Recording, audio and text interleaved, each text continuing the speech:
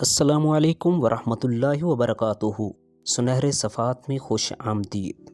آج کی ویڈیو میں شہاب نامہ کی پہلی قسط اقبال جرم کا دوسرا حصہ بیان کیا جائے گا، تو آئیے چلتے ہیں بلا تاخیر بقیہ ویڈیو کی طرف۔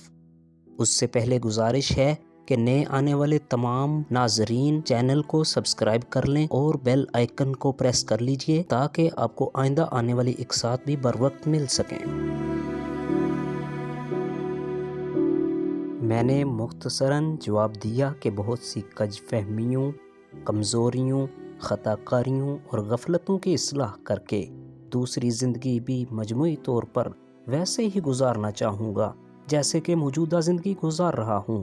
یہ سن کر ابن انشا چوکنا ہو گیا اور کاغذ پینسل ہاتھ میں لے کر اسکول ماسٹر کی طرح حکم دیا، وجوہات بیان کریں تفصیل سے۔ میں خود احتسابی کی کدال سے اپنا اندر اور باہر کرید کر بولتا رہا اور ابن انشا SHO کی طرح FIR کے طور پر میرا بیان لکھتا رہا۔ اس کے ہاتھ کی لکھی ہوئی فہرست یہ تھی: دین کے بارے میں کبھی کسی شک و شبہ یا تذبذب میں گرفتار نہیں ہوا۔ دین کے متعلق میرا علم محدود اور عمل محدود تر ہے۔ اس کے باوجود اللہ تعالیٰ نے اپنی بے نیازی سے مجھے اسلام کی بعض جھلکیوں کی نعمت سے محروم نہیں رکھا۔ ایک دور افتادہ اور پسماندہ اور سادہ ماحول سے نکل کر میں نے اپنے زمانے کی سب سے بڑی سول سروس کے مقابلے کے امتحان میں حصہ لیا اور اللہ نے مجھے کامیابی عطا فرمائی۔ سروس کے دوران میں نے کبھی اپنی پوسٹنگ ٹرانسفر کے لیے کسی قسم کی کوشش، سفارش یا خوشامد سے کام نہیں لیا۔ اس کے باوجود مجھے اچھا عہدہ نصیب ہوتا رہا۔ ملازمت کے دوران میں نے دانستہ طور پر کسی کو نقصان نہیں پہنچایا۔ اپنی جائز تنخواہ کے علاوہ میں نے کبھی کسی حکومت سے مالی یا زرعی اراضی یا پلاٹ وغیرہ کی شکل میں کوئی فائدہ نہیں اٹھایا۔ ایک بار سربراہ مملکت نے مجھے 8 مربع زمین کا انعام دینے کی پیشکش کی۔ جب میں نے قبول نہ کیا تو انہوں نے کسی قدر ناراضگی سے اس کی وجہ پوچھی۔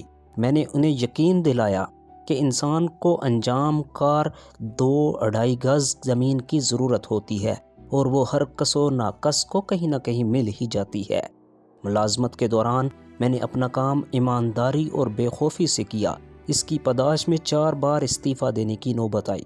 چوتھی بار بعد از خرابی بسیار منظور ہو گیا، لیکن میری پینشن اور پراویڈنٹ فنڈ غالباً سزا کے طور پر 3 برس تک رکے رہے۔ مجھے یہ تسلی ہے کہ مرزا اسد اللہ خان غالب جیسی عظیم ہستی کے ساتھ میری بس یہی ایک قدر مشترک ہے کہ دونوں کو اپنی اپنی پینشن کے حصول میں یکساں مشکلات کا سامنا کرنا پڑا۔ وہ 3 برس خاصی تنگ دستی کا زمانہ تھا، لیکن خدا کا شکر ہے کہ کسی انسان کے سامنے دست سوال دراز کرنے کی نوبت نہیں آئی۔ میں خود کسی کا دشمن نہیں ہوں اور نہ کسی کو اپنا دشمن سمجھتا ہوں۔ پہلی بات تو یقینی ہے، دوسری تخمینی۔ دوسروں کے دل کا احوال تو فقط اللہ ہی جانتا ہے۔